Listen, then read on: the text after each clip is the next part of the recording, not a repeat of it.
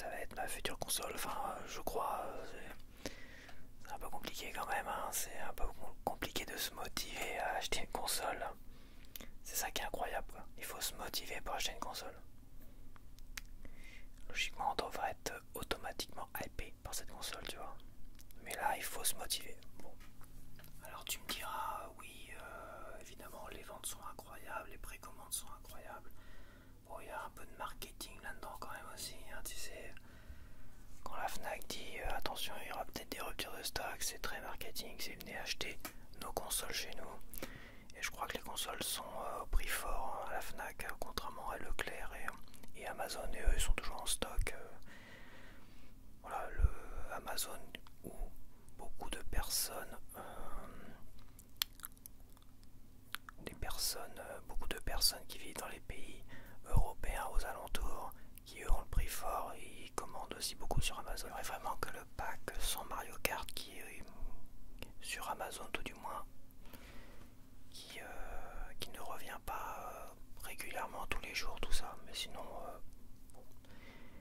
Je croyais que Nintendo avait prévu, je sais pas combien, peut-être 20 millions de consoles pour la sortie dans le monde entier. Alors peut-être que c'était pas assez, peut-être que ça va battre des records, c'est possible, mais il y a quand même le côté marketing qui m'énerve un petit peu. Ça influence énormément, tu sais, attention, rupture de stock, machin, vite, précipitez-vous, ça va encore pousser encore plus de monde, ceux qui hésitaient, ah, je préfère la commander, sinon ça va être dur à trouver finalement. Ceux qui se disent, j'attends que ça sorte, j'attends les premiers tests et après je la prendrai. Donc c'est pousser tous ces gens-là qui voulaient attendre un tout petit peu à l'acheter tout de suite, toi, pour pas se retrouver emmerdé derrière. Je trouve que cette pratique est un peu dégueulasse, quoi. Parce que autant là, peut-être qu'il y a beaucoup de précommandes, mais avec 20 millions logiquement de stock dans le monde, c'était bon, quoi.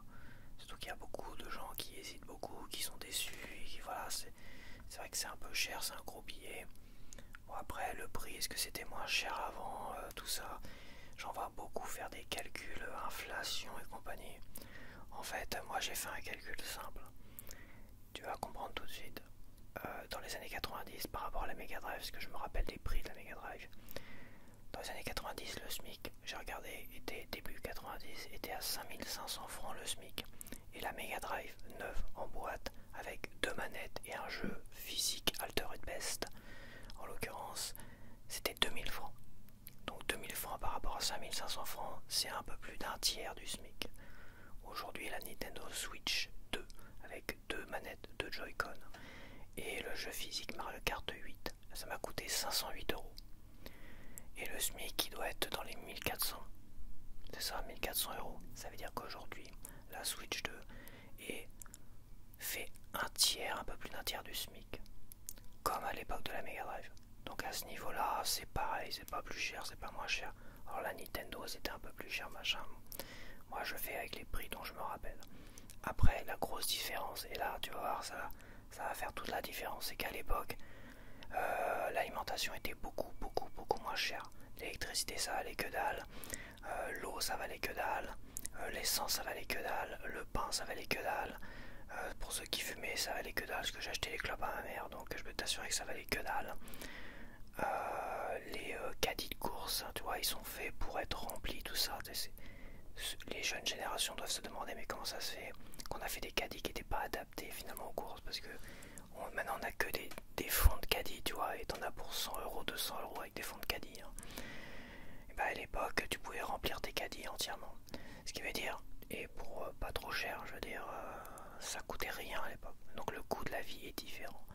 Il y a vraiment des choses à l'époque, oui, c'était plus cher, les télévisions, les magnétoscopes et tout ça, parce que ma mère travaillait à Blaupunkt et elle avait des télévisions un peu moins chères avec quelques avantages.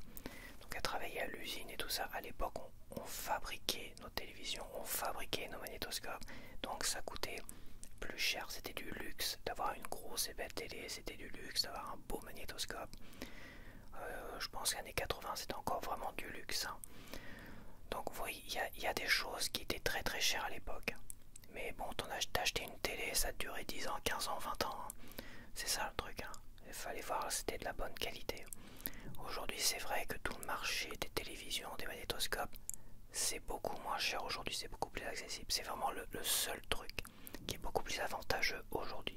Mais à l'époque, le coût de la vie en général, les choses essentielles, la nourriture, se loger, se chauffer, l'eau, les choses essentielles et l'essence pour prendre sa voiture et aller au boulot et tout ça, toutes ces choses essentielles, c'était beaucoup plus accessible. Le coût de la vie était bien meilleur que tout ça. Tout a augmenté aujourd'hui. À l'époque, ma mère me disait, on faisait beaucoup de camping avec mes grands-parents qui étaient pauvres, qui avaient 9 gamins à se trimballer. Et ils faisaient énormément de camping. Il n'y avait pas de télé, pas de tout ça, mais je peux t'assurer que le camping c'était le loisir du pauvre et tout le monde, les pauvres pouvaient faire énormément de camping toute l'année. Et mes grands-parents, ils ont voyagé partout en France avec le camping. Déjà les années 90, ça commençait à augmenter, ça commençait à être déjà un peu plus cher, tu vois. Mais aujourd'hui, voilà, tous ces loisirs-là et le coût de la vie ont explosé à un point que la comparaison de est-ce que c'est plus cher, machin, l'inflation, la console de l'époque, tu vois, par rapport aux consoles, est-ce que c'est plus cher, moins cher, c'est ridicule, c'est ridicule. Aujourd'hui, c'est comme si la Switch 2 valait 3 fois la Mega Drive, tellement que le reste coûte cher. À l'époque, tu vois, le reste ne coûtait pas cher, le coût de la vie, ça allait. On pouvait s'en sortir avec un SMIC et faire plaisir à ses enfants en leur achetant une console avec 2 manettes dedans et un jeu qui joue à 2, tu vois. Comme ça, pas besoin d'aller chercher des jeux, des machins et tout ça, ils se prenaient pas la tête. C'était conçu pour ça, dès le départ, pour les familles. Et c'est pour ça que moi, c'est ma petite comparaison, rien qu'au niveau financier, au niveau du SMIC, parce que c'est le minimum.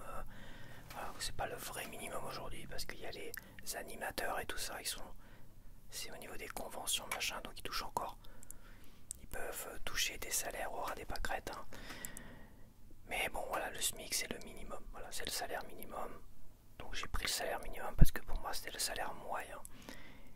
Et bon, et cette comparaison en fait me paraît judicieuse, quoi. Un peu plus d'un tiers du SMIC. Voilà, donc, mais à côté, aujourd'hui le SMIC, tout part dans les frais, dans le coût de la vie, l'alimentation et tout ça. Donc oui, payer une console 500 €, ça fait mal au cul. T'as intérêt vraiment à économiser derrière. C'est ce que moi j'ai fait de toute manière, j'économise. Mais moi j'ai pas une famille, j'ai pas 30 gamins. Enfin 30, ça fait pas beaucoup, mais j'ai pas 3 gamins sur le dos. Ce qui était le cas de mes parents. Et mes grands-parents c'était 9 gamins. Du côté de ma mère en tout cas. Et voilà, le coût de la vie aujourd'hui est très très cher. Donc oui, le ressenti, tu vois, on va faire comme la météo. Il y a le ressenti, il y a la chaleur, il y a le ressenti. Et le ressenti du côté cher de la console de la Nintendo Switch 2, il est multiplié par 3. Voilà, parce que l'alimentation c'était 3 fois, voire 10 fois moins cher, au moins dans les années 90. C'était 3 fois moins cher avant le passage à l'euro. Est-ce que je me rappelle des prix? Je peux te l'assurer, j'avais compté. Et etc. L'eau, l'électricité, moi j'en ai pour 40 € d'électricité. Là ils m'ont fait 39 €, ça a rebaissé. Mais j'ai commencé l'année avec 39 € par mois d'électricité. Pour un 30 mètres carrés, tu vois. Tout seul avec un 30 mètres carrés. Donc waouh, ça fait chéro. Alors je sais, j'ai pas les coûts de l'électricité à l'époque, mais je sais que tout était beaucoup moins cher. Et puis les couples pouvaient emprunter beaucoup plus facilement. Les gens modestes pouvaient. Aujourd'hui, je suis pas sûr que ce soit possible, etc. Donc oui, le coût de la vie aujourd'hui est tellement élevé qu'une console à 500 €, même si on peut trouver une égalité avec le SMIC de l'époque, tu vois, en pourcentage, au ressenti, c'est énorme ici. Donc oui, voilà. Mais bon, je pense que ce débat du prix là plus vraiment d'importance parce que les gens ont l'air quand même d'avoir précommandé en masse les consoles. Cette console là, c'est une Nintendo Switch 2. Après, il y a les fameuses Game Keycard dont j'en ai déjà parlé, mais là on voit que ça prend de plus en plus d'importance. Sincèrement, je sais pas à qui est destiné les Game Keycard, parce que ceux qui achètent du numérique, c'est pour les avantages du numérique. Les avantages du numérique, c'est t'as pas besoin de mettre de cartouche déjà dans la console. T'as tous tes jeux à disponibilité sur ta petite carte SD, tu vois. Et tu peux aller partout sans trimballer toutes tes cartouches, sans le switcher de cartouches. T'as ce côté quand même un peu plaisant. Et pour tous les les jeux éditeurs tiers, t'as des offres juste incroyables. Nintendo eShop, j'ai vu des jeux à 1 € qui étaient à 30 € en cartouche sur Amazon, tu vois. Ah oui, c'est sûr que les avantages du tout numérique, c'est aussi le côté finance. C'est en ça que Steam était intéressant. Après, ils ont rajouté là récemment le fait de pouvoir prêter des jeux sur d'autres consoles. Avec le côté, hop, si au bout de 14 jours t'as pas récupéré ton jeu, il t'est rendu automatiquement. Alors que pour tous ceux qui ont prêté des jeux ou des CD à l'époque, à des gars qui disaient vas-y prête, toi t'étais pas trop chaud. Je me rappelle une expérience comme ça, le gars il me traitait un peu d'égoïste quoi. Je dis non, j'ai pas envie de prêter mes CD, puis à un moment donné j'ai prêté un CD d'Halloween, The Best, The Rest, The Rare, tu vois. J'ai une mémoire d'éléphant pour certaines choses, je peux t'assurer. Moi je lui ai rendu les CD qu'il m'avait prêté, un Megadeth, Rust in Peace là. Il a traîné le cul pour me rendre mon CD, je l'ai jamais retrouvé mon CD. Et je l'ai retrouvé 20 ans après sur le marché de l'occasion. Et c'était mon CD, parce que mon CD avait pris la flotte au niveau du machin. Et il y avait des petites déchirures parce que j'avais essayé d'ouvrir mon... Et il avait des toutes petites déchirures. Il avait exactement les mêmes stigmates, les mêmes cicatrices de l'époque où j'avais prêté ce CD-là. Tu te rends compte, 20 ans après, je rachète ce CD-là d'occasion parce que neuf, il se fait bleu. T'as même pas de remaster et tout ça. Pour celui-là, en tout cas. Je vais pour le commander sur eBay à un gars. Je crois qu'il est en Allemagne, je sais pas quoi. Enfin, je sais pas où il est ce gars-là. C'est arrivé assez rapidement, il est peut-être en France. Et bah, je retrouve mon CD avec les mêmes cicatrices, les mêmes tout ça d'il y a plus de 20 ans. C'est un truc de fou. Tout ça pour dire que, voilà, prêter des objets physiques, c'est pas terrible. Et là, grâce à ce système de cartouches que je trouve très intéressant pour les jeux numériques, et bah voilà, donc t'as 3 énormes avantages avec le numérique. Qu'est-ce que ces gens-là vont se faire chier à acheter des cartouches GameKeyCard à la con, où ils sont obligés d'avoir la clé, la cartouche dans le... Et en plus ça va charger en même temps leur SD card. Donc t'as même pas les avantages du physique. C'est-à-dire t'es pas obligé de télécharger le jeu sur ta mémoire, toi. Donc acheter des SD cards derrière qui coûtent très cher pour les cartes express parce que c'est très récent. Cette technologie, on va dire, est récente. Elle a peut-être un an, moins d'un an. Donc c'est très très cher quand même. Ça doit être 150 € les 256 gigas, tu vois. Attends, non. Les 500 gigas. 500 gigas. Alors ça va baisser sûrement, mais pour l'instant ça reste très cher. Donc les GameKeyCard, c'est vrai, je ne comprends pas à qui c'est destiné. Quand tu vois au niveau des prix, les jeux cartouches ont les prix les plus élevés, au moins en théorie, quoi. Les prix conseillés les plus élevés. Juste en dessous, on a les jeux en numérique. Là, je parle vraiment, oui, les jeux en numérique. Et juste en dessous, on a les GameKeyCard qui sont les moins chers. Parce que Street Fighter 6, j'ai regardé le prix complet avec les années 1 et 2. Je crois qu'il était à plus de 60 €, alors qu'en GameKeyCard, il est à 50 € prix conseillé. Donc ça veut dire qu'il est plus cher en numérique que la GameKeyCard. Donc ils veulent quoi? Pousser les gens qui veulent du numérique à acheter des GameKeyCard. Je sais pas, ils vont vraiment nous faire chier avec un format que ceux du numérique ne veulent pas et que ceux du physique ne veulent pas. Tout ça pour que certains éditeurs tiers se fassent des marges de fou sur leur jeu. Sauf que ça va, je pense, bider. Franchement, ça, je mettrai un petit billet comme quoi ça va bider de fou cette histoire. Et ça va tellement baisser au niveau des prix parce qu'ils ont des marges, ils ont la marge, voilà, c'est ça. Ils ont tellement de marge dessus que ça peut baisser à des niveaux stratosphériques, voire 5-10 € leur putain de jeu à la con. Et au final, le marché de l'occasion, il est mort parce que tu pourras jamais revendre sur l'occasion un jeu ou 5 € quoi. Sans compter que les Micromania, tout ça, ils vont pas s'emmerder à avoir 10 tonnes de stock de GameKeyCard à la con. Ou si un jour les serveurs sont fermés et Nintendo, ils ferment les serveurs, apparemment 3DS et Wii U ils ont fermé, et tu pourras pas retélécharger tes jeux. Et c'est en ça aussi que Steam était intéressant à l'époque, parce que je me suis dit, les consoliers, eux, à chaque génération de console, ils ferment plus ou moins, ou à 2 générations de console, ils ferment les serveurs et après t'es baisé sur tes jeux numériques, quoi. Ce qui était le cas de Nintendo, le cas de Xbox. Enfin, Xbox, je sais pas, j'ai pas testé les jeux que j'ai sur ma 360 là. Savoir si je peux encore les retélécharger, mais ça c'est moins sûr. Donc voilà, je pense que les Game Keycard, là il y en a beaucoup qui font la gueule, beaucoup qui ont précommandé et qui voient y arriver tous les jeux éditeurs tiers au Japon en Game Keycard. Aux États-Unis, t'as Split Fiction, Game Keycard. T'as tous les Sega, les Puyo, les Yakuza, machin, Game Keycard. T'as les Electronic Arts, les jeux Madden, les jeux de football américain, Game Keycard. Et t'as que finalement un petit éditeur là, Marvelous là, qui font les Rune Factory, les Story of Season, qui eux ont vraiment communiqué comme des fous là-dessus. Hein.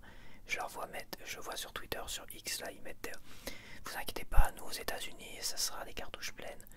Ils ont fait une FAQ de Rune Factory en disant vous inquiétez pas, machin, en expliquant vraiment bien comme il faut, contrairement à Nintendo qui n'a rien expliqué du tout. Et ils ont même finalement ils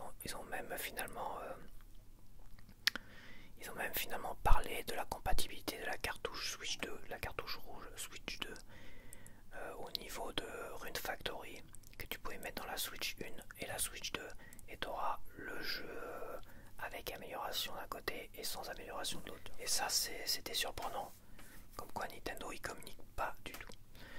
Donc voilà, donc je sais pas pour le succès de la console, il peut y avoir un succès au niveau des précommandes et machins au début parce que les gens sont hypés. Puis si à un moment donné on se rend compte que la console elle vaut pas un clou, graphiquement c'est que de la merde, on voit que Cyberpunk c'est du DLSS en natif c'est du 540p et du 360 sur le deuxième, parce que tu as deux niveaux maintenant, tu as qualité et performance comme sur PlayStation 5, toi, qualité et performance. Et en mode docké et en mode portable, en mode portable, en performance, ouais c'est ça, c'est du 360p et avec des LSS qui va booster jusqu'à 720p. Et pour le mode qualité en mode portable, c'est du 540p boosté en 1080p. Et pour le mode docké c'est pareil, c'est du 540p en natif. Mais le DLSS c'est pas comment dire, c'est pas de la merde quoi. C'est de la super qualité DLSS. Je pense que ça va être vraiment nickel, mais ça fait un peu peur. Ça veut dire quand même la Nintendo Switch 2 elle est peut-être pas si puissante que ça. De toute façon on sera vite fixé. On sera vite fixé sur les Cyberpunk, sur beaucoup de jeux on sera vite fixé. Et sur plein de jeux récents qui vont sortir, on verra bien. T'as des gros jeux là qui sortent, des Star Wars Outlaw en septembre, trucs comme ça. Peut-être les prochains Gears, on va voir.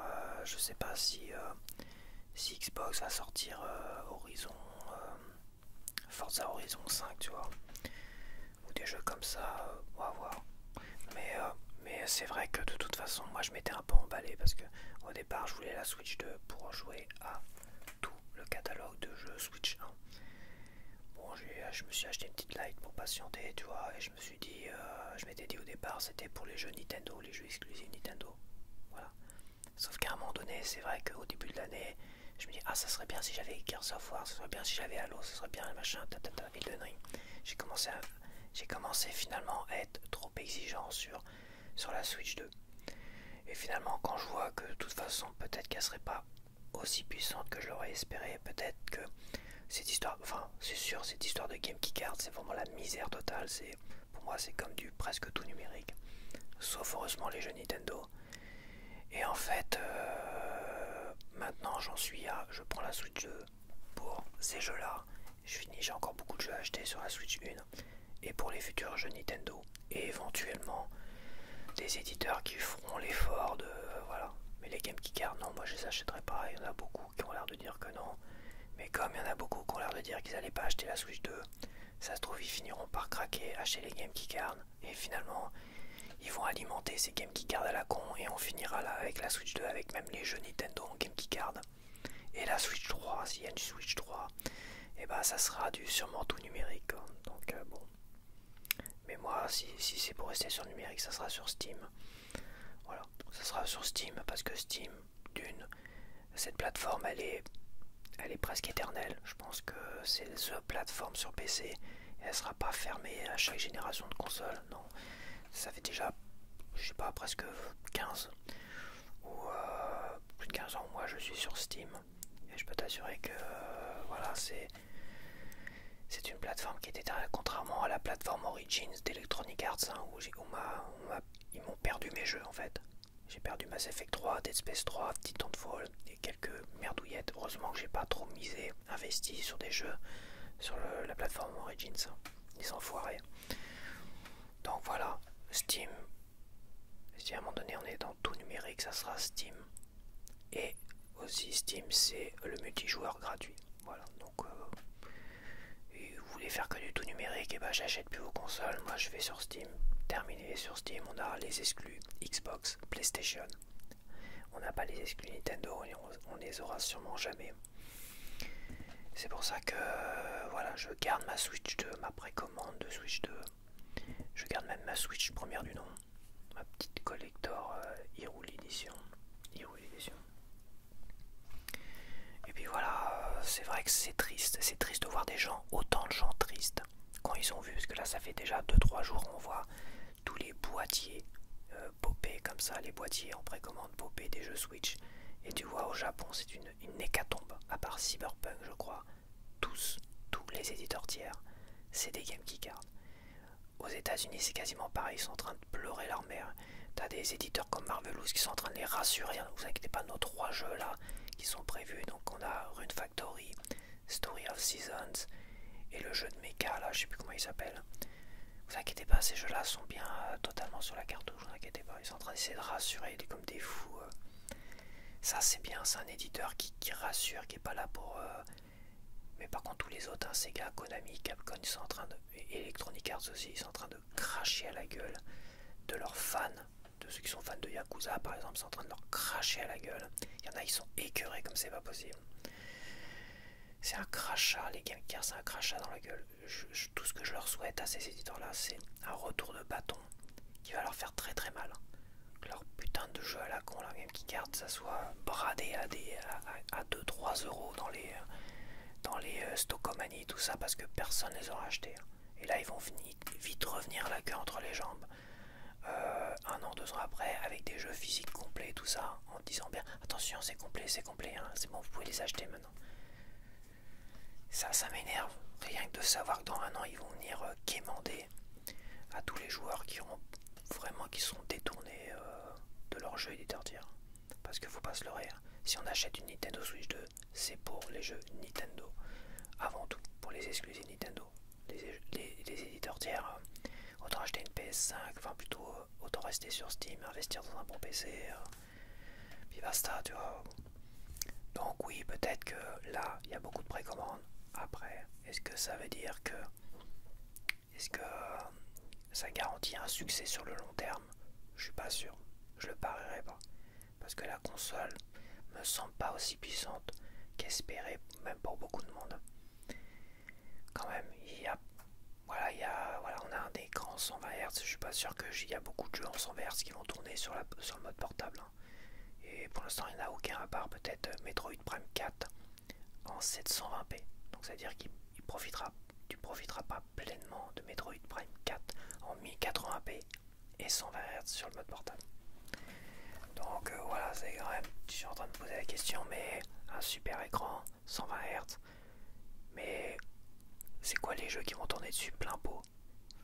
Sinon c'est quoi l'intérêt du 120 Hz finalement en mode portable? Ça sert à rien quoi. Si tous les jeux finalement sont pas assez, si la console est pas assez puissante en mode portable pour finalement faire tourner les jeux en 120 Hz 1080p, c'est quoi l'intérêt? Donc ouais, c'est bizarre. Franchement, c'est bizarre. Il y a un faux engouement, je trouve. Il y a une fausse hype où on l'achète parce que voilà, moi je m'étais dit, moi j'ai économisé 120 € sur la Hyrule Edition au lieu d'acheter la OLED à l'époque. C'est 120 €, on va dire que c'est déduit, c'est déduit sur ma Switch 2. Pour moi c'était au départ le catalogue Nintendo, toutes les exclusivités, est-ce que ça me faisait envie, je voulais faire les Zelda, les Mario, les machins, tout ce que tu veux. peux me sortir des remakes, des remasters, vas-y. Moi je suis preneur comme Donkey Kong Country, toi. Et voilà, la Nintendo Switch 2, ça sera ça. Mais à mon avis, je vais pas acheter beaucoup de jeux tout à l'heure. Je vais sûrement acheter, j'ai acheté Mario Kart World. Je l'ai préco. Peut-être que j'achèterai finalement le Donkey Kong Bonanza. Parce que je vois pas ce que j'achèterai d'autre. Cyberpunk. Pourquoi pas, mais si finalement il est pas si. S'il est vraiment pas à la hauteur de ça. Si finalement. Puis c'est pas un jeu qui me faisait envie avant. Donc ça fait comme chier d'acheter un jeu qui me faisait pas envie avant. Juste pour récompenser l'éditeur. Parce que c'est des projets. Ils ont toujours fait ça. Ils ont toujours fait en sorte c'est des projets de proposer Witcher 1, tu vois, il n'y avait pas de clé, tout ça, que j'avais acheté en boîte. Il n'y avait pas de clé, tu pouvais jouer comme ça, tu pouvais l'installer sur ton PC et jouer comme ça, sans clé, sans. Tu pouvais pas y jouer sur. Enfin, tu n'étais pas obligé de jouer sur la plateforme Steam, toi. Donc, bon, ils ont fait des efforts sur Witcher 3, ils ont fait des efforts aussi, tu vois, donc. Contrairement à Warner avec Hogwarts Legacy, tu vois, ils n'ont pas fait d'efforts sur Switch 1, ils ont obligé de télécharger de gros dossiers de VF et de données avant de jouer, quoi. C'est une honte absolue. Donc oui, moi je vais acheter les jeux Nintendo. Il y a Metroid Prime 4 qui va sortir, c'est nickel. Je vais sûrement racheter peut-être les éditions Switch, 2 éditions de Zelda, des 2 Zelda. Rune Factory me ferait bien envie, ça c'est un jeu très chill, très ASMR ça, Rune Factory. À voir, pourquoi pas. Pourquoi pas, je suis moins garanti que c'est un vrai, que le jeu est complet. Bon, il y a quand même des DLC à la sortie apparemment. Donc voilà, c'est une hype en demi-teinte. Je vois pas de gens heureux. C'est ça, je vois pas de gens heureux. Il y en a beaucoup qui ont précommandé. Et je vois les gens pleurer, mais vraiment être dégoûtés de voir toutes ces game keycards qui pop comme ça. Là t'as Split Fiction, là. Beaucoup l'attendaient. Et non, game keycard aux États-Unis au moins. États-Unis ou au Canada, tu vois. Ah, c'est triste, hein. C'est vraiment, c'est une hype et il n'y a pas de quoi se réjouir. Je vois un influenceur, toujours le même, qui fait sa petite propagande du numérique. Je l'aime bien, il n'y a pas de. Mais il dit qu'il n'est pas fanboy de telle ou telle console, mais il est quand même, je trouve, fanboy du numérique. Parce que ce petit sourire en coin en me disant les Game Keycards, hein, vous pensiez que Nintendo c'était le grand et dernier défenseur des jeux physiques. Ouais, c'est sûr que là, mais il n'y a pas de quoi se réjouir. Hein.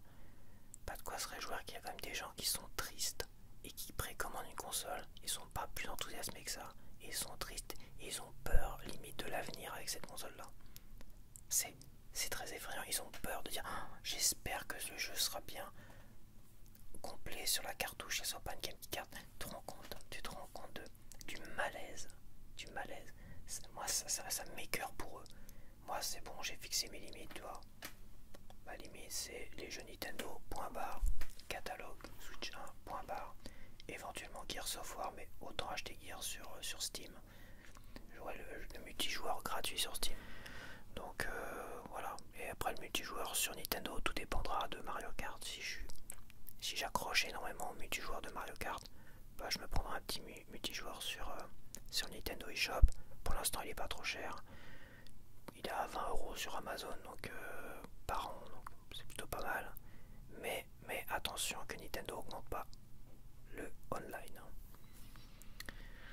Donc voilà, c'est une hype vraiment en demi-teinte. Je sais pas pour vous, je sais pas ce que vous en pensez, je sais pas si vous avez précommandé, vous êtes toujours super enthousiaste ou. Mais moi, personnellement, je suis triste plus pour l'ambiance générale et les gens en général qui ont quand même fait l'effort de commander parce que la console est chère, parce que le coût de la vie est vraiment trop élevé aujourd'hui. Et de les voir avoir peur et d'être triste, écœuré de voir des jeux Game Keycard, un jeu qui voulait Yakuza, il y en a qui voulaient Yakuza, il est écœuré, l'autre il voulait Split Fiction, il est dégoûté. C'est horrible. C'est horrible. Comment Nintendo qui a autorisé ça, parce que Nintendo finalement c'est les seuls qui vont proposer des jeux physiques, donc eux ils défendent encore le jeu physique, mais c'est comme eux qui ont proposé ça, les Game Keycard, tu vois. ça, je pense que ça va falloir vraiment faire quelque chose parce qu'il y a vraiment c'est très malsain, l'ambiance est vraiment malsaine là-dessus. Franchement, c'est vraiment malsain. Donc voilà. Voilà, attends, j'ai acheté un magazine. Ceci étant.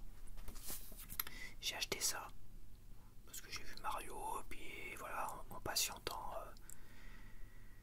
j'ai acheté ça, mais c'est vrai que c'est triste. Il y a un côté vraiment très tristouné, je trouve, tout à l'heure. Je sais pas si c'est que peut-être que pour les gars qui font du physique, mais il n'y a pas de quoi se réjouir.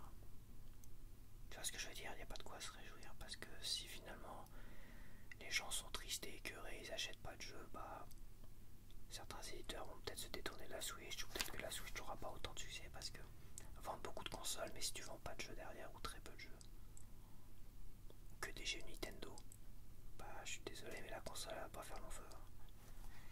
Donc il n'y a pas de quoi se réjouir qu'il y ait tous ceux qui veulent des jeux physiques, qui sont attachés aux jeux physiques, il n'y a pas de quoi se réjouir du tout numérique, ou des games qui gardent à la con. Je vois pas. Je vois pas ce qu'il y a de... Pas de quoi te faire des sourires en coin ou d'en rigoler ou de s'en moquer parce que ça va vite se répercuter finalement sur le numérique derrière. Alors sommaire Nintendo Switch 2, tout ce qu'il faut savoir.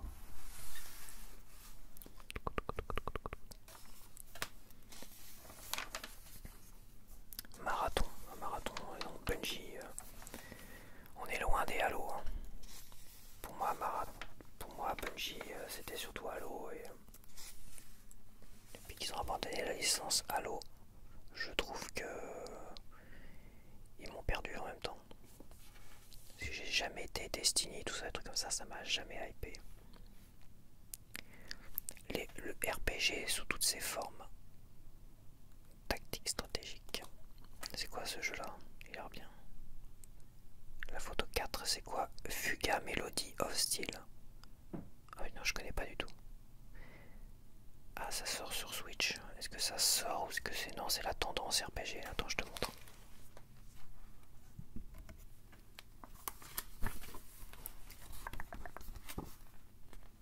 Tu vois le 4 celui-là.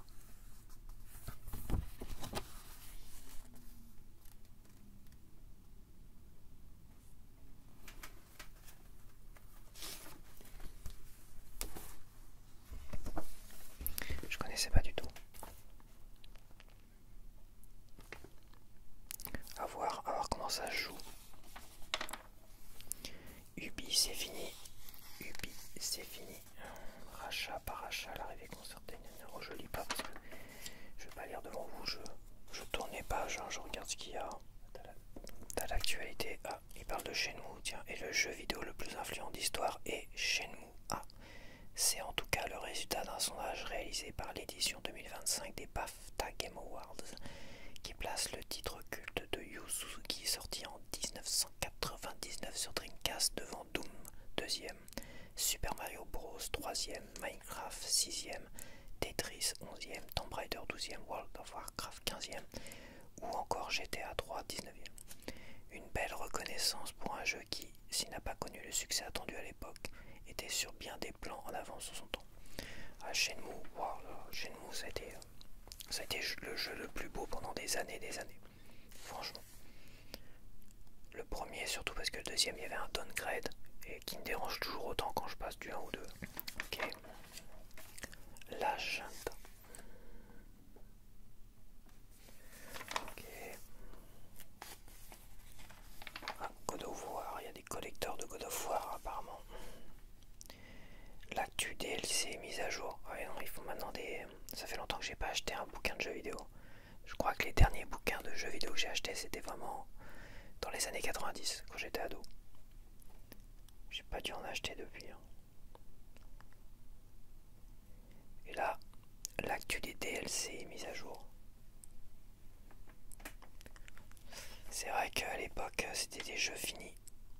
Même s'il y avait des petits bugs, c'était des jeux finis, on se contentait des bugs, je veux dire. C'est pas grave, un petit bug, une petite baisse de framerate, allez. PlayStation Plus, Xbox Game Pass, l'actualité par abonnement, d'accord. Ok. Ouais, on s'adapte, hein, on s'adapte comme on peut. Arcade. Arcade, l'actualité des jeux. Ça existe encore l'arcade.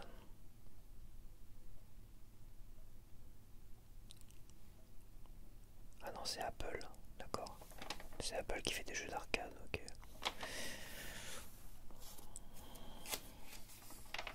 Accès anticipé Onimusha 2. Ok. Endless Legend 2. Non, j'avais pas joué au premier, c'était pas Endless Legend. Bon, moi j'ai joué à Dungeon of the Endless que j'ai adoré. Franchement, adoré. J'aurais bien aimé l'avoir sur Switch, mais apparemment très très dur à retrouver. Et j'avais joué au jeu dans l'espace de stratégie là, je sais plus comment il s'appelait. Du même studio. Les Endless, ouais c'est un Endless, mais je sais plus c'est quoi le nom du jeu dans l'espace.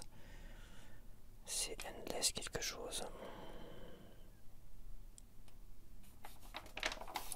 Ah, Nintendo Switch 2.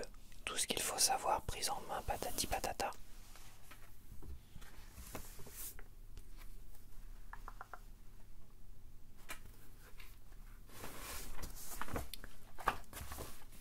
Bon, je vais pas lire parce que sinon la vidéo va durer 3 plombes. Les raisons de la colère, ouais. C'est pas vraiment le coup, moi, la colère. Je pense que les gens, ils ont compris que l'argent, c'est pas vraiment, c'est cher, mais c'est vrai, mais je pense que la colère va vraiment arriver après. Quand les gens auront leur console, ils auront que des games qui gardent. Et si la console, finalement, elle est décevante au niveau technologie, au niveau des Joy-Con, qui sait, ça se trouve, il y aura des Joy-Con Drift encore. Là, je peux t'assurer que la colère, elle va être violente. Là, c'est des gens, ouais, ils auraient aimé moins cher. Ils auraient aimé. Mais je peux t'assurer que la colère, elle risque d'arriver après coup. Et là, elle risque d'être assez chambée. Tu sais, ça me rappelle Cyberpunk 2077, quand ils l'ont sorti précipitamment sur les premières consoles. Ou sur PC d'ailleurs aussi. Et que le jeu était pas du tout optimisé. C'était une catastrophe. Je peux t'assurer que les gens étaient en colère. Obligés de rembourser, je crois qu'ils avaient remboursé. Ouais, ils étaient obligés de rembourser tous les gens qui voulaient se faire rembourser. Ils n'ont pas eu le choix. Il y a un truc comme ça. Ça a été. Là, c'est des projets qu'ils ont merdé comme c'est pas possible. Là, ils s'en sont bien mordus les doigts. Et est-ce qu'il va pas arriver la même chose avec la Nintendo Switch 2? On va voir. Moi, je l'achète. Bon, de toute façon, je suis assez soigneux. Vu qu'il n'y aura pas beaucoup de jeux auxquels je vais jouer finalement dessus. Enfin, si, les jeux Switch 1 aussi. Ouais, c'est vrai. On verra. Mais j'ai mis mon enthousiasme dans. Je sais pas où je l'ai mis, je l'ai laissé traîner dans un coin, puis on verra bien. J'ai pas envie d'acheter une PS5 parce que c'est pareil, ils font les mêmes choses, regarde PS5. Le dernier Indiana Jones, portage de l'exclu Microsoft sur PS5. Et bah, au lieu de mettre plusieurs CD et tout ça, bah non. C'est en téléchargement, écrit en tout petit sur la boîte. Et les gens, ils ont acheté ça. Bah écoute. Donc oui, je me vois pas acheter une PS5 pour avoir tous les jeux, les Gears avec le même cirque que les Game Keycard. Non, ça sera Steam. Ça sera Steam pour les Gears. Et Halo, j'ai déjà sur Steam. Donc les prochains Gears, ça sera sur Steam.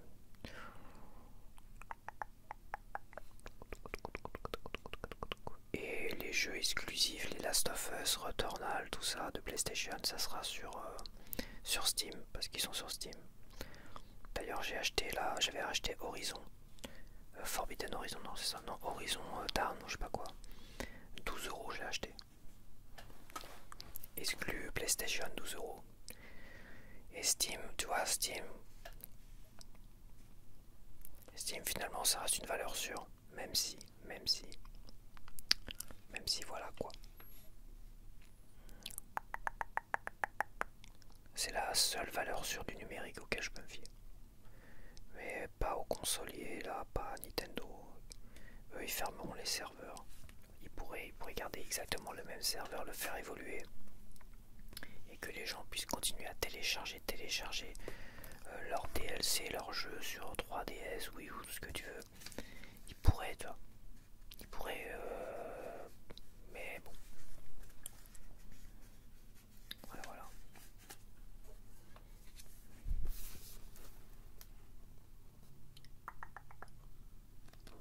Ma bête.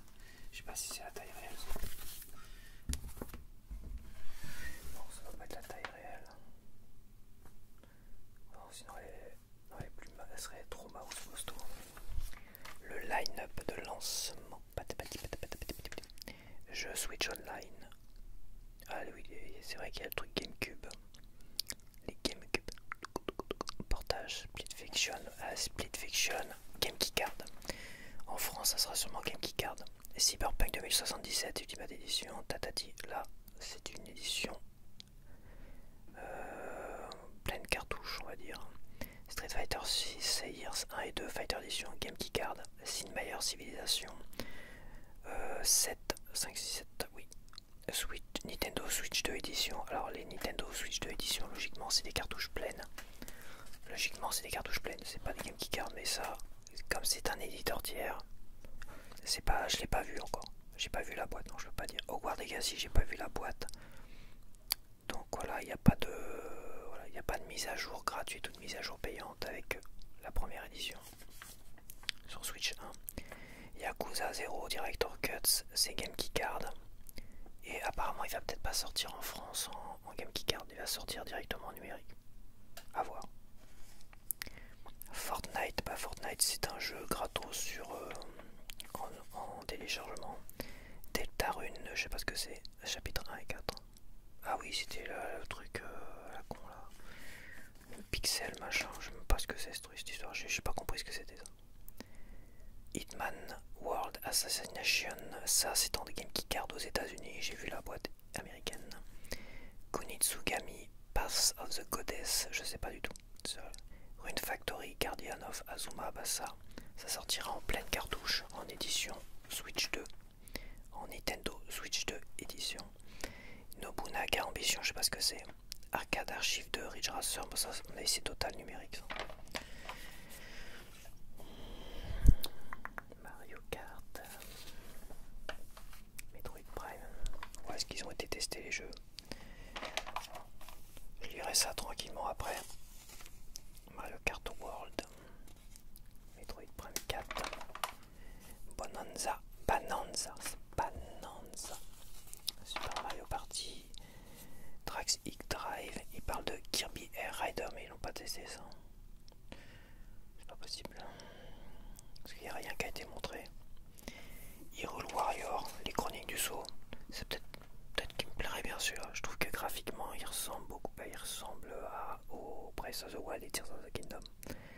Contrairement à l'autre Hyrule Warrior qui ressemblait pas trop quoi. Donc peut-être que je ferai le Hyrule Warrior, les chroniques du saut. Peut-être. Alors Drag X-Drive, c'est vraiment du... Non mais c'est moche quoi. C'est moche comment... J'espère qu'ils vont améliorer leur histoire là parce que... J'ai jamais vu un jeu aussi naze quoi. C'est naze, c'est moche. C'est nul à chier. Les adaptations à venir, Borderlands 4, IA Sport FC, ça sera du Game Keycard et Elden Ring. Alors Madden, c'est du Game Keycard, moi je l'ai vu la boîte. Elden Ring, Tanisha Edition, on n'a pas encore vu les boîtes, mais il est fort à parier que ce sera du Game Keycard. Enter the Gungeon 2, je sais pas ce que c'est, Final Fantasy VII Remake, on sait pas encore. Hades 2, on sait pas encore. Hollow Knight, on sait pas encore. Ça c'est à venir ça. C'est pas pour tout de suite. Donc bon. Il y a Sonic X Shadow Génération. Il a été annoncé pour la sortie finalement et ça sera en Game Keycard. Star Outlaw c'est pour septembre, on verra bien, ça sera sûrement une Game Keycard vu que c'est Electronic Arts Star Outlaw. Attends. Non, je sais plus, je sais pas. Star Seeker, Sukhoi et 2 HD Remaster, c'est un Game Keycard au Japon. Ça je l'ai vu. Tony Hawk, je sais pas. Two Point Museum, WD2K, je l'ai pas eu. Wild Earth S, c'est un Game Keycard au Japon. Je sais pas pour le reste, en France et tout ça. Et voilà, et on passe à Doom Dark Age. C'est un test de Doom. Alors Doom il a l'air méchant mais comme Doom, hein. Vache. Moi je suis pas un fan de Doom, j'y avais joué je crois sur Dreamcast. J'y avais pas mal joué sur Dreamcast. Je crois que Doom sur Dreamcast c'était peut-être mon premier jeu multijoueur. J'avais dû jouer en multijoueur sur Doom sur Dreamcast. Est-ce qu'il y avait une connexion sur Dreamcast qu'on pouvait télécharger des trucs? C'était bien le télécharge. À l'époque quand ils nous vendaient le online, alors ça devait être gratuit peut-être sur Dreamcast, peut-être. Mais sur la Xbox 360, si je me rappelle, ils nous avaient vendu le online payant en nous disant vous inquiétez pas, vous allez avoir du contenu gratuit, tout ça. Au moins ça a été vendu comme ça dans un premier temps. Je sais pas si c'est sur Dreamcast ou Xbox, je sais plus. Mais sur Xbox 360, c'est vrai, on avait du contenu gratuit sur le premier Gears of War, des DLC gratuits. Sur le deuxième, c'est devenu payant, mais c'est pas trop cher, vous savez. Ah oui, bon, allez, hop. Et avec le troisième Gears of War, c'était un Season Pass dans la gueule de 40 boules. Et là, ah oui, d'accord, belle évolution. Mais j'ai un vague souvenir comme ça où il y avait une promesse, vous inquiétez pas, le online est payant, mais vous allez avoir du contenu gratuit de fou quoi. Alors le contenu gratuit n'était pas ouf non plus, hein. Je veux dire, 2-3 maps qui se battent en duel, c'était pas ce qu'il y avait dans les Season Pass en tout cas. Rematch, à voir si ça va être bien ça, si ça va être... C'est un jeu de football arcade compétitif.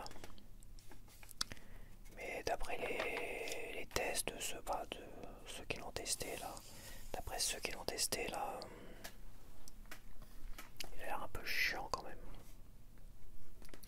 Limitless Legend de Capcom Fighting Collection 2. Voilà, c'est les avis, c'est les tests, les avis rapides. Onimusha 2.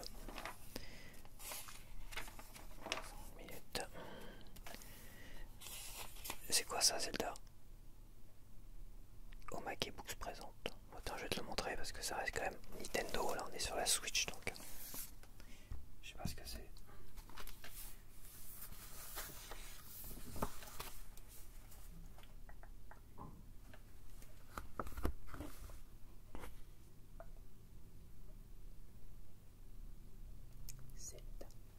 Ah, j'aurais bien aimé avoir un bon petit Zelda, ça aurait motivé plus de monde, un bon Zelda à la sortie de la console. On a le test de clair-obscur. Alors, clair-obscur, ça a l'air pas mal du tout, hein, franchement. Alors, graphiquement, c'est pas oufissime au niveau des animations des personnages, c'est un peu rigide. Les persos, c'est un peu rigide, mais l'histoire est juste extraordinaire. Enfin, l'histoire de ce fameux Monolith et de cet âge qui baisse en plus au fur et à mesure. Et qu'à un moment donné, ceux qui sont à une année de mourir finalement partent en expédition pour aller essayer d'arrêter cette histoire quoi.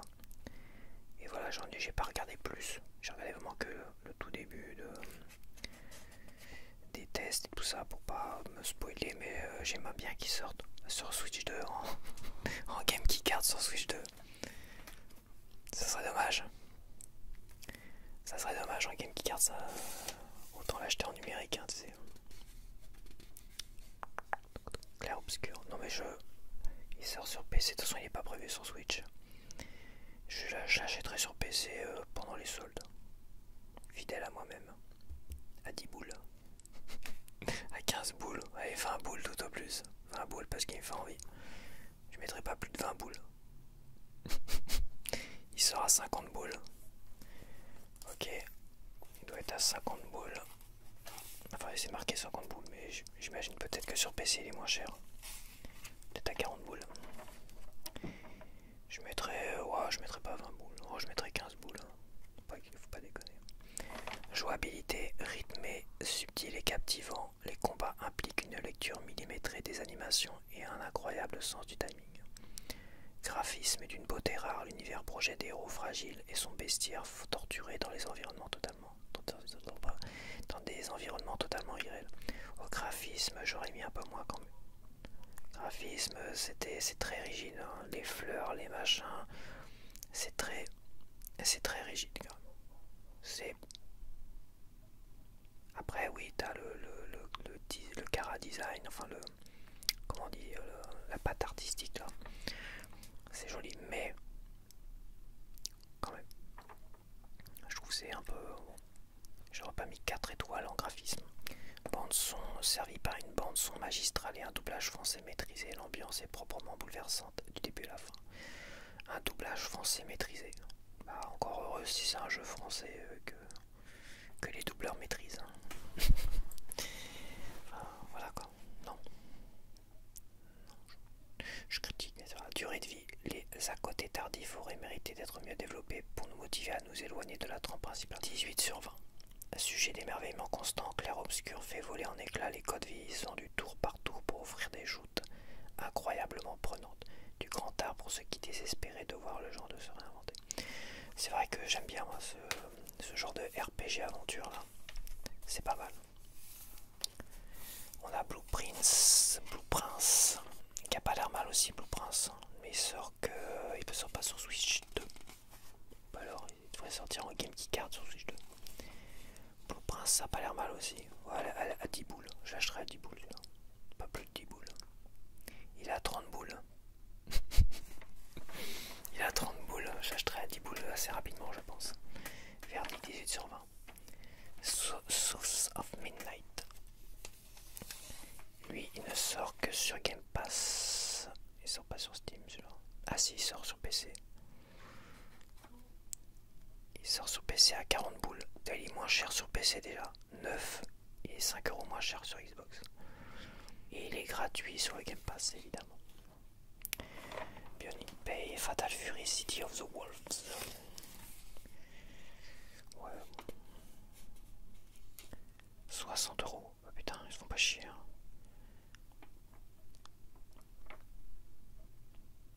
Mais ils sont vachement en retrait maintenant. Tous les King of Fighters et Fatal Fury sont vachement en retrait par rapport, je trouve, au Street Fighter 6 qui a mis la barre très très haute niveau graphisme et tout ça et ambiance. La mer zone. 17/20. Ouais. The Talos Principle. Ok. Old Sky, Atom Fall. Et là on a plein de petits jeux. Voilà. Là c'est des tests rapides, hein, franchement. Ils ont joué une demi-heure. Hop. Une demi-heure. Ils mettent des notes très sur 20. Ouais, quand tu joues une demi-heure. On va me dire qu'ils ont fini tous ces jeux là.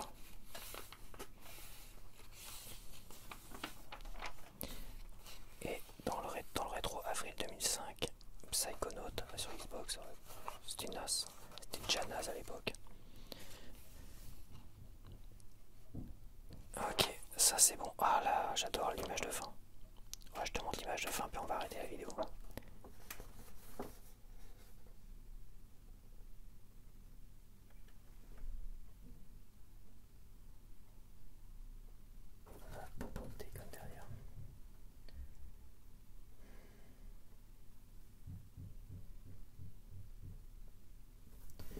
Voilà, ça fera un peu de pub.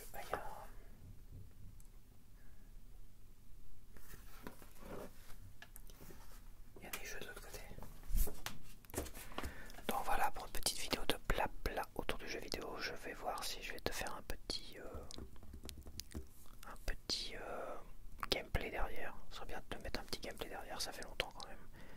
J'ai envie de faire l'exclu PlayStation que j'ai sur Steam, Forbidden. Je dis Forbidden mais je suis pas sûr. C'est Horizon Dawn ou je sais pas quoi. Peu importe, ça sera marqué sûrement dans le titre, j'ai fait un gameplay, donc voilà. Bon allez, à la prochaine, bye bye. Hello. Donc nous voici sur un gameplay de Horizon Zero Dawn. Donc alors, c'est pas la première fois parce que je me suis loupé la première fois, j'ai pas enregistré le jeu. Donc je me suis retrouvé à 1 heure d'enregistrement, m'a teuté le micro mais pas le jeu. Donc c'est un peu embêtant.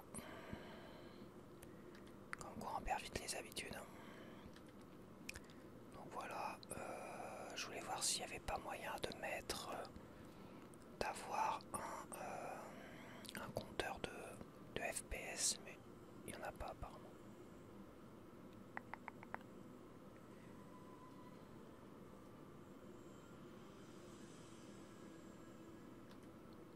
Ultra, ultra, ultra.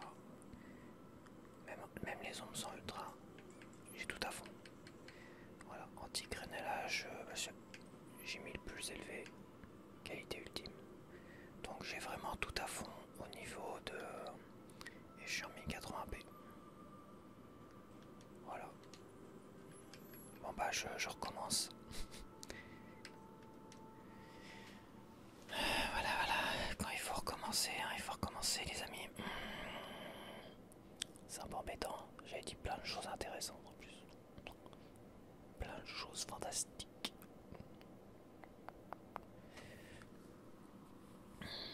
Bon voilà. Je sais pas ce que je vais dire en fait. Je crois que je vais vous laisser admirer la bête. Non mais ce que je disais c'est que le jeu est vachement bien optimisé. Tu vois là je mets tout en ultra avec mon PC et ça passe vraiment nickel. Il y a des passages à 30 fps comme les cinématiques.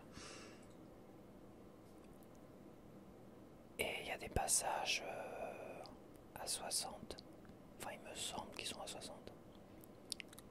Et d'autres passages, bah tu vois que ça baisse un peu au niveau du framerate. Mais franchement rien de dérangeant non plus. Par contre le jeu il est magnifique. Je crois que c'est un des plus beaux jeux qui tourne sur mon PC. Peut-être avec Witcher 3, mais Witcher 3 je dois pas être à fond. Ah Witcher 3. Donc ça c'est un jeu exclusif PlayStation qui est arrivé sur Steam il y a je sais plus quand et que j'ai acheté à 12 euros, 40 quelque chose, 45 ou 49.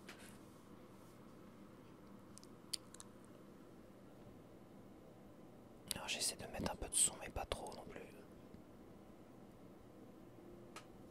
Voilà.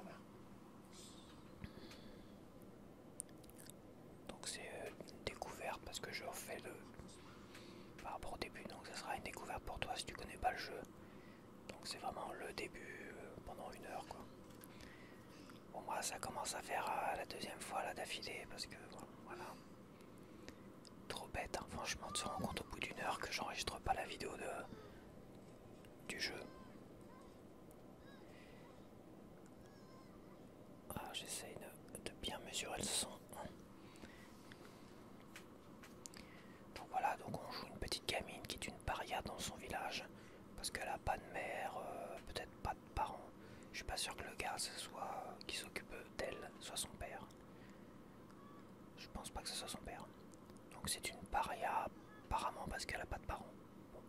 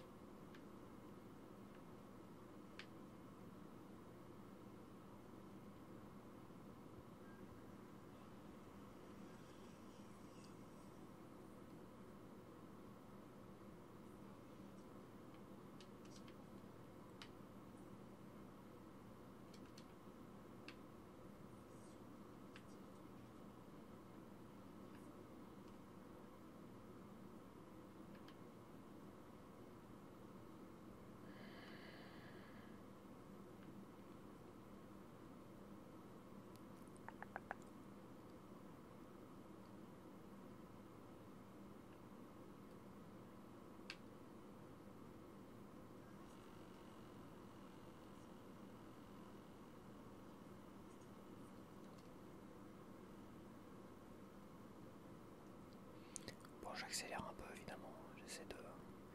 La première partie, c'est pas la partie la plus intéressante où la gamine finalement tombe dans une forme de. Dans une forme de cavité, enfin dans une grotte, on va dire, qui s'avère finalement être une sorte d'architecture ultra moderne par rapport à comment vivent finalement son peuple à elle. Un peu à l'ancienne, on va dire. Donc une architecture moderne avec des technologies très avancées. Donc elle va trouver sur un cadavre une technologie particulière.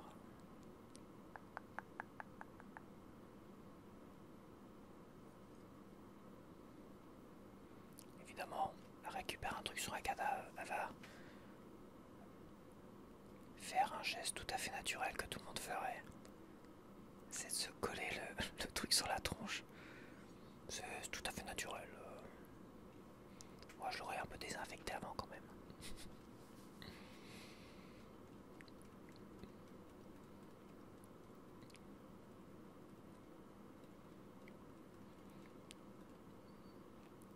Et en fait, cette technologie va lui permettre de voir le monde différemment.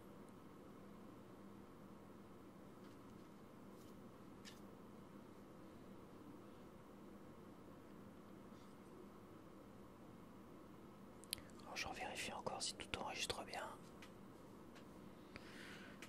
Vache, c'est dur.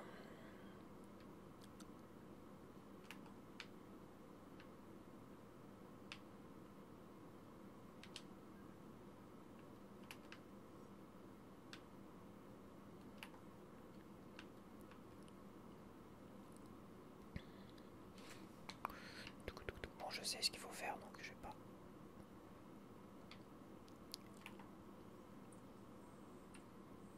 Ça permet de scanner des trucs, ça, tu vois. Quand tu restes dessus, ça permet de scanner, tu vois. Port de cryptage sécurisé avec affichage holographique. Attends, ça, je l'avais pas fait celui-là. Attends, c'est pas ça qu'il faut faire, c'est là.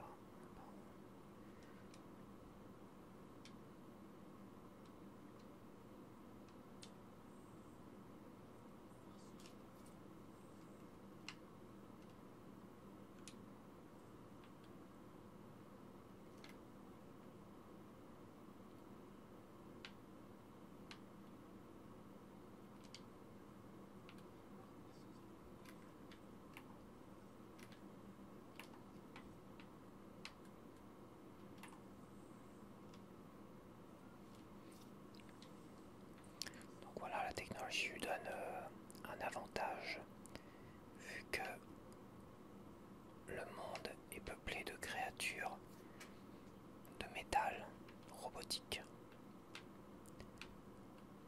Donc finalement ça a l'air, enfin ça va sûrement lui donner un avantage de ce que j'ai compris.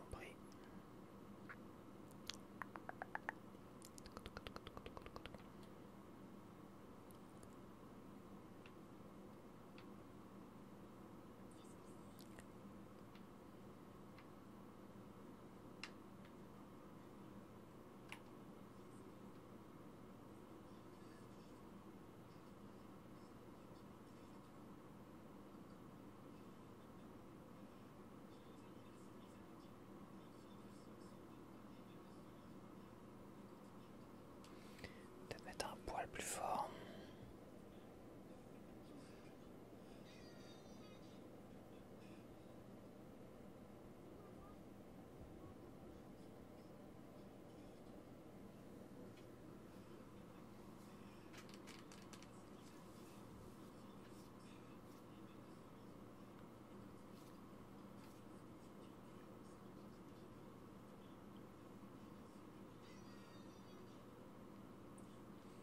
Alors évidemment, comme elle n'a pas eu de parents, apparemment bah, elle est contente de voir ça.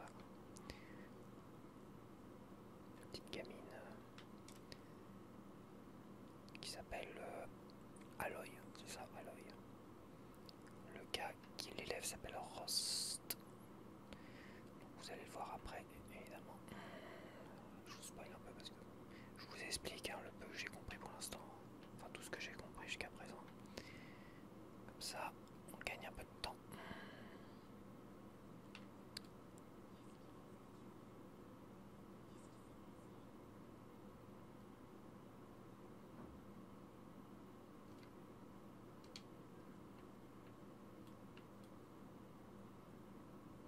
Ah voilà, Aloy, tu es là-dedans.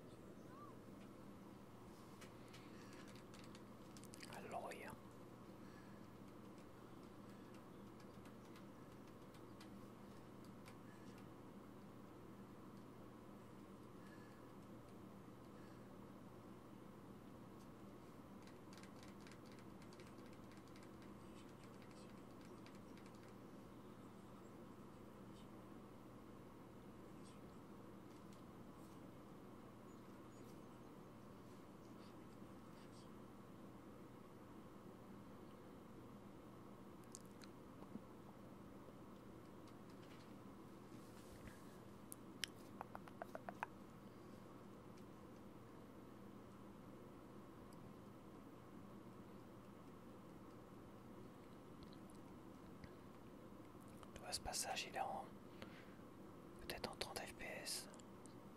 Mais bon, comme je disais, je fais pas la course au FPS moi, tant qu'il n'y a pas des grosses baisses de framerate dégueulasses qui poussivent, comme dans Balatro, pour ceux qui ont joué à la Balatro à un moment donné. Quand tu joues à Balatro, qui est un jeu de cartes, mais plus tu fais évoluer tes cartes dans Balatro, plus ça lag.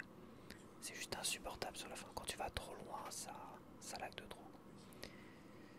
Et dans certains jeux, bah ouais, t'as des grosses baisses de framerate qui c'est un peu dérangeant. C'est surtout le manque de stabilité du framerate qui est gênante. Quand t'as un framerate qui est constant, c'est-à-dire un nombre d'images par seconde qui est constant, la fluidité du jeu, bah ça va, ça passe. Mais comme si t'as des grosses baisses de framerate, ça casse ton rythme et ça, c'est gênant. C'est quelque chose qui peut être gênant. Après, des fois, entre les cinématiques et le jeu, tu passes de 30 à 60 fps, donc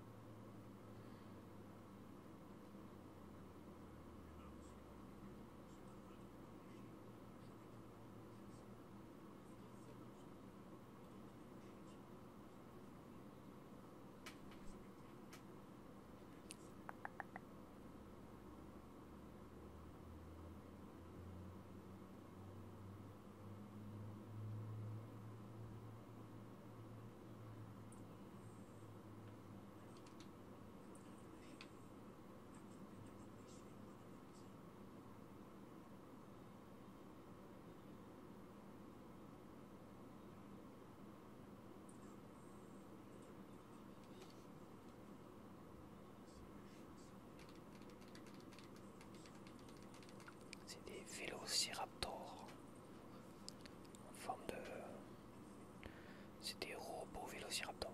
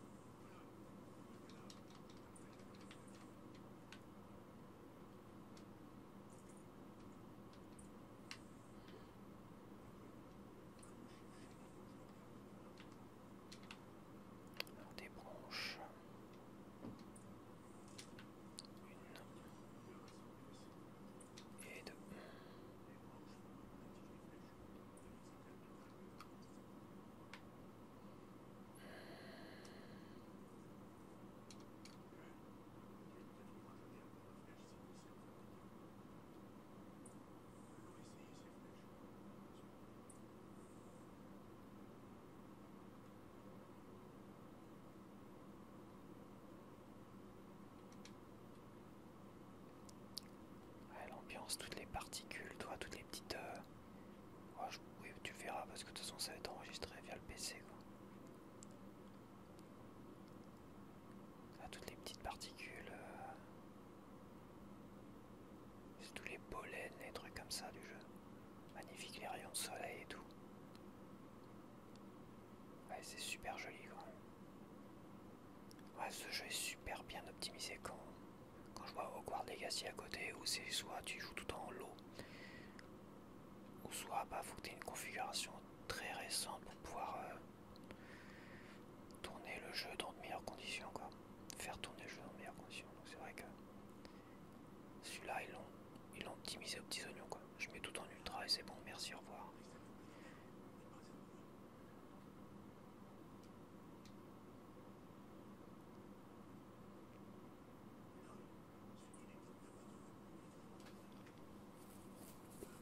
Ça me gratte.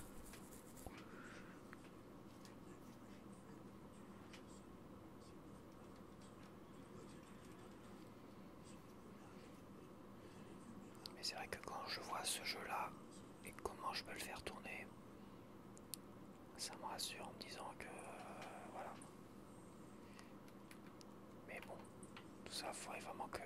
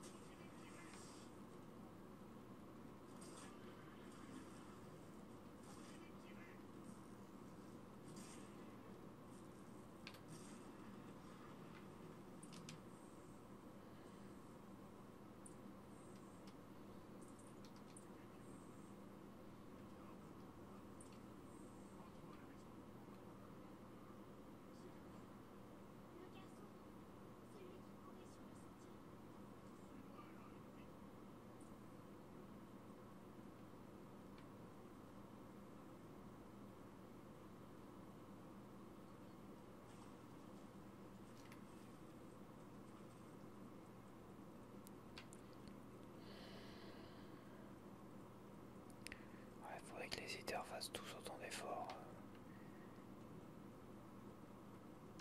Mais bon, il paraît que Last of Us, ça a été compliqué quand il est sorti au début sur Steam. Il était bourré de bugs. Après, c'est pas le même. C'est peut-être une exclu PlayStation, mais c'est pas le même. C'est pas le même éditeur de jeu. Enfin, je crois pas. Ah non, c'est sûr et certain. Parce que Last of Us, c'est ceux qu'on fait Crash Bandicoot, tout ça. Là. Je sais plus comment il s'appelle, ça m'échappe.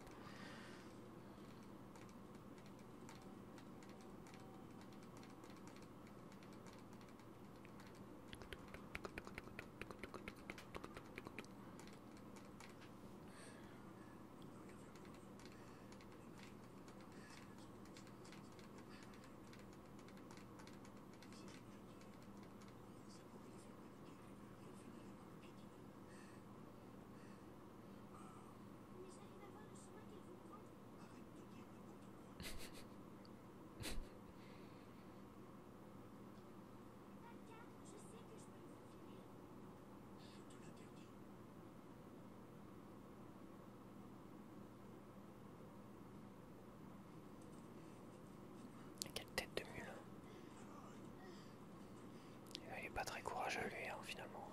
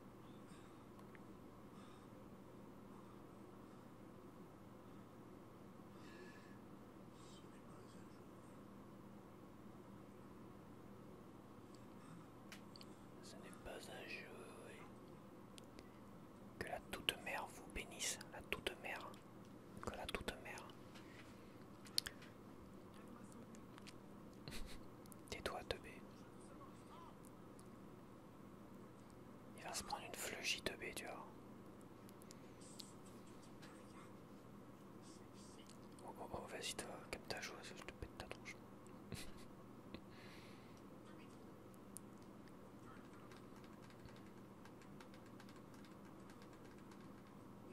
Regarde, regarde, regarde, bim.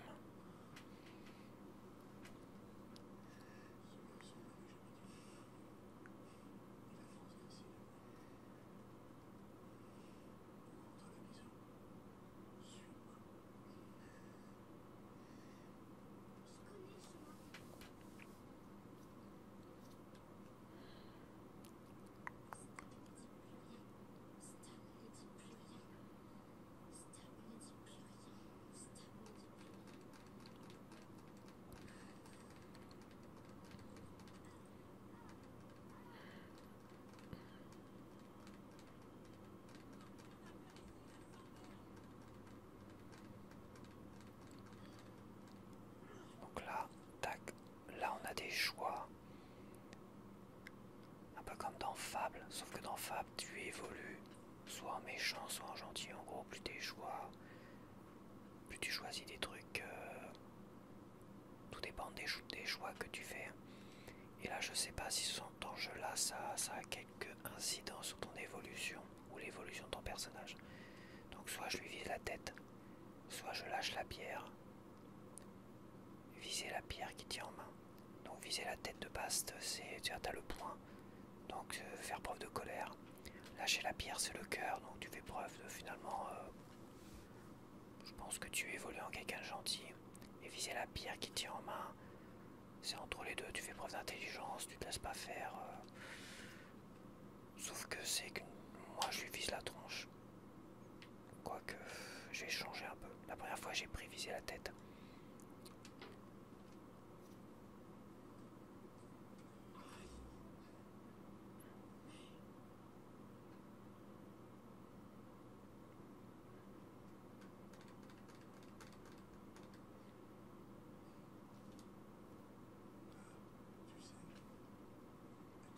Donc là, Ross n'est pas intervenu. Alors quand j'ai... La première fois que je voulais lui viser la tronche au sale gosse, Ross est intervenu, il a jeté une flèche sur la pierre pour la faire dévier, toi.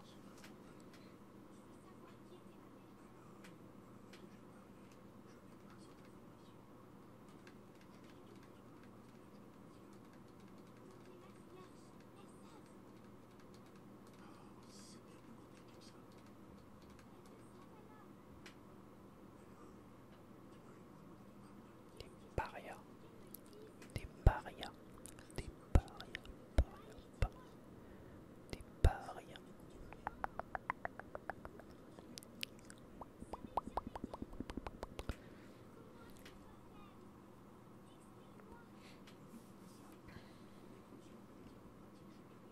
L'éclosion.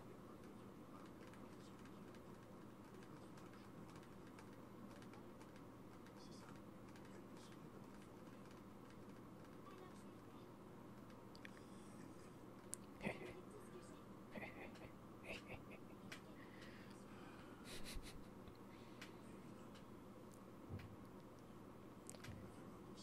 y en a qui font du bordel. J'ai pourtant le PC tout ça allumé.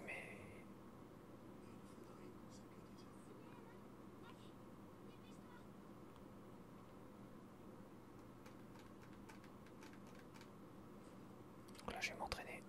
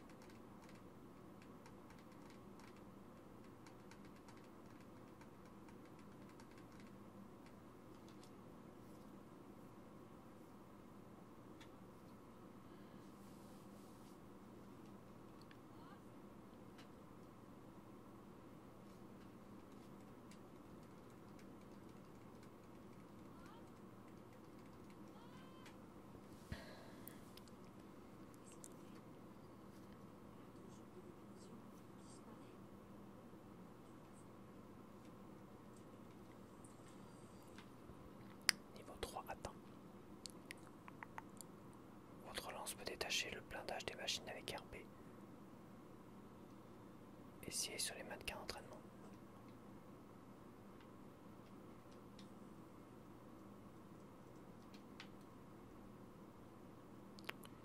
Attends, je vais prendre ça, ça peut être toujours utile.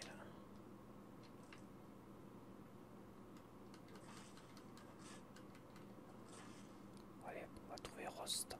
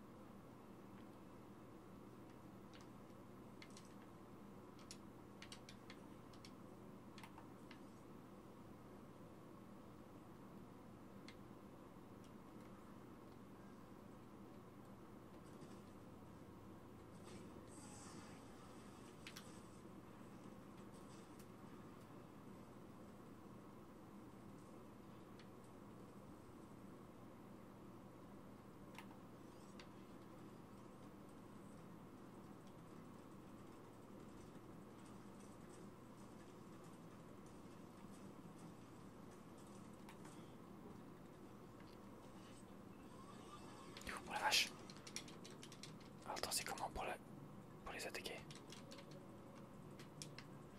Attends. Ouais, c'est ça. Attends, hop, je vais peut-être me soigner.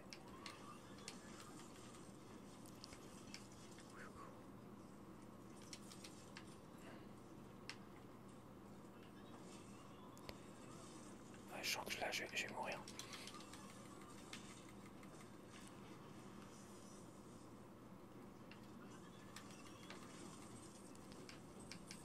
J'ai plus de quoi me soigner. Ah la vache, je me suis fait. Je viens de battre une espèce de vélociraptor. Et je me suis fait avoir. Bon, ok, la première fois je suis pas mort. Et là évidemment je meurs comme une grosse merde. Ok, d'accord. C'est ça le bouton que je cherchais.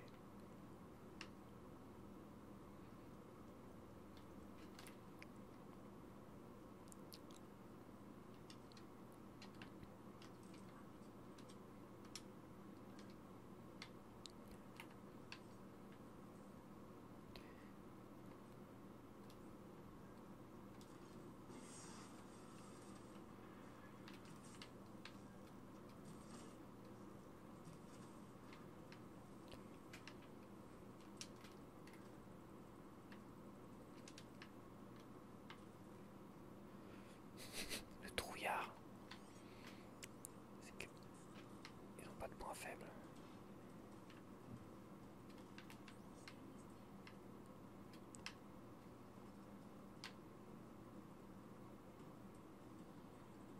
Barrez-vous les lolos.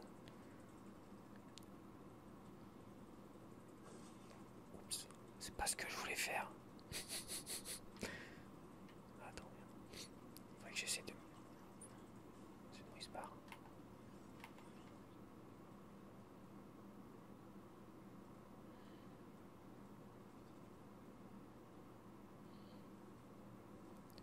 Faudrait que je récupère.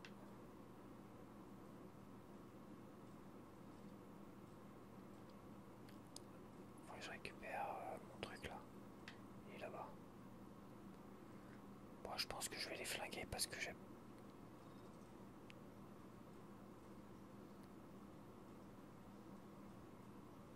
Il reste là, les trois, ça va le faire. Et il y en a un quatrième là-bas, ça va être compliqué si je commence ça.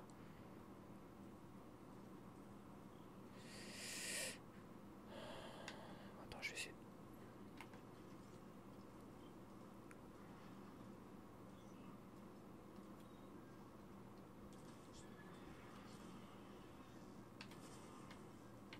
Ouais. J'ai pas le choix.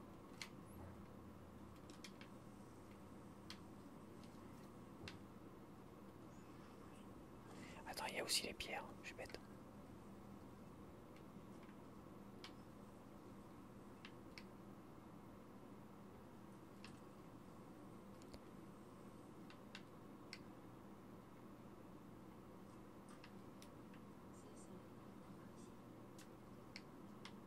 Ah, c'est bon, j'ai pas 30 000 pierres là. Il en a rien à foutre de mes pierres.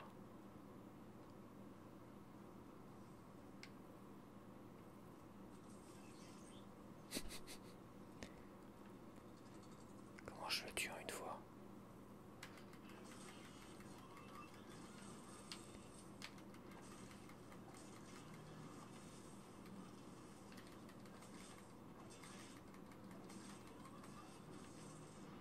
Oh non, il m'a tué. Ouais, je joue comme une merde. Quand je pense que je suis pas mort la première fois que je les ai tous flingués. Bon bref, faut y aller à l'arrache, hein, il commence à me saouler. Je vais d'abord les tuer parce que ça va pas le faire.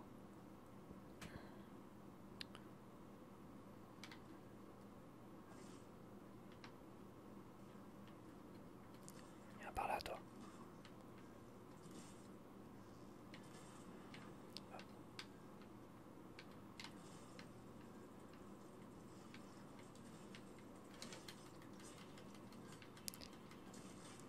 On va y aller à l'arrache comme ça va être plus rapide.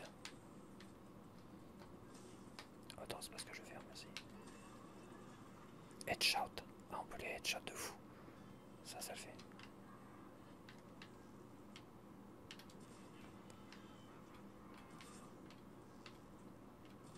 Headshot. Voilà. Ça c'est bien. De savoir que je peux les headshot, ces enfoirés. Je vais pas passer ma vie non plus à me cacher dans les forêts, dans les herbes hautes. Alors il me manque encore deux gibiers à tuer. Deux gibiers, attends, ils sont où? Ils sont là-bas. Très bien, très bien.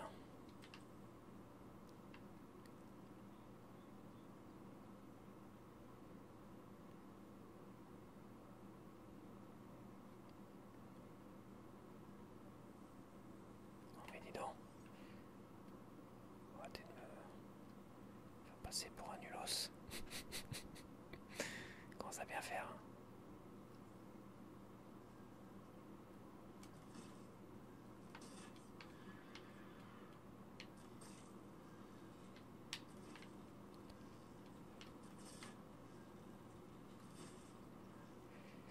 Allez, bordel.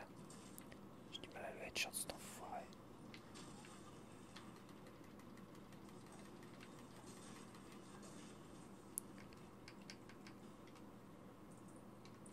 J'ai plus de flèches. Bon, là, il va falloir que je rachète. Enfin, que je rachète.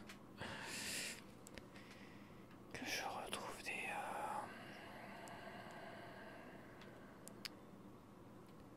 Bon, c'est pas grave, le dernier, je vais le tuer comme ça. À l'ancienne. Ils sont où? Il y en a qui est là-bas. Ah tiens, je vais pouvoir fabriquer des flèches. Alors comment on fait en fait? C'est pas comme ça.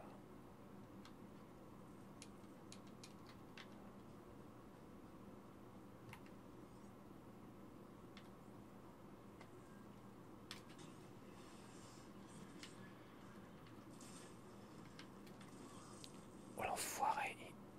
Attends, il fait du kung fu maintenant les. C'est nouveau ça. Machin, il a fait du kung fu. Oh putain, je l'ai pas vu arriver sur.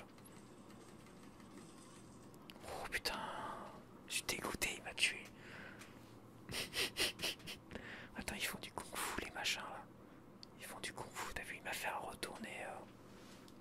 Bon, je vais arrêter là sur cette défaite cuisante. Voilà, ça fait à peu près 1 heure.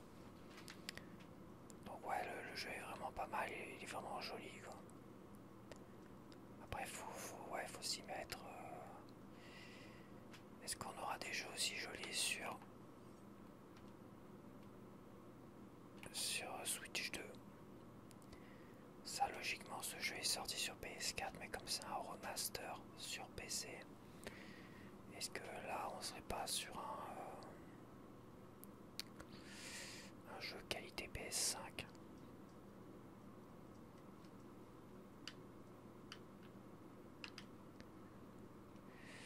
Mais moi mon PC de toute façon j'ai dit c'est une PS4 Pro tout au plus. Et vu que j'ai pas de ray tracing de DLSS,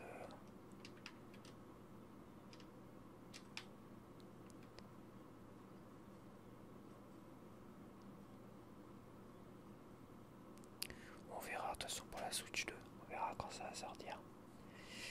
On va voir ce qu'ils vont nous sortir, on va voir la qualité graphique, tout ça. En tout cas moi je vais m'acheter des jeux Nintendo, peut-être Cyberpunk finalement, c'est vrai. Mais j'aimerais bien voir les tests de Cyberpunk et les comparaisons, voir vraiment ce qu'a la console dans le ventre. Parce que le DLSS c'est bien, c'est censé améliorer des jeux de qualité PS4, mais si ça améliore des jeux de qualité PS3, c'est-à-dire que la console elle serait pas... Oh, je pense pas quand même. Il y a quand même des trucs très jolis, on a des Metroid Prime 4 qui a l'air de tourner, enfin qui tournent logiquement, qui devraient tourner, conditionnel qui devrait tourner en 4K sur les télés en 1080p. 1080p 4K. Attends. Ouais, c'est ça, 1080p 4K. expérience en 60 fps et 1080p. En 60 fps, bah je sais plus en fait. Je sais plus, il y a deux modes en AutoKey, deux modes. Ça va être compliqué cette histoire. Ça va être compliqué de bien choisir à chaque fois. Moi je choisirais les graphismes avant tout, plutôt que le framerate. Dans tous les cas.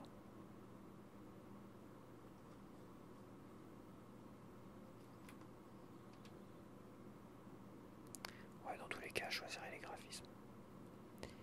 Non, mais c'est faut voir parce que pour l'instant, comme Nintendo ne communique pas, comme Nintendo n'a pas montré des vrais comparatifs, des vrais machins, tout ça, comme Nintendo, ils sont comme ça. Maintenant, c'est Marvelous qui communique d'un côté. On a les éditeurs qui ont l'air de communiquer d'un côté et d'un autre. On a Digital Foundry qui font des tests de comparaison alors qu'ils n'ont pas la console entre les mains. C'est compliqué. Donc on va voir. On verra. Moi je la prends, c'est sûr, pour les jeux Nintendo. Mais c'est vrai que ça ferait envie quoi. Des jeux de cette qualité là sur la Switch 2, bah ça serait pas mal. Hein. Ça serait pas mal du tout.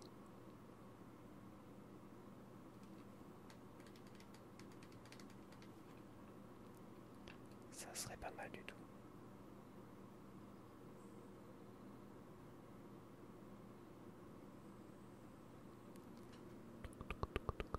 Bon, bah voilà, une petite heure ça va le faire. Allez, maintenant on va monter tout ça. Allez, je te dis à la prochaine et merci d'avoir porté ton attention et d'avoir regardé.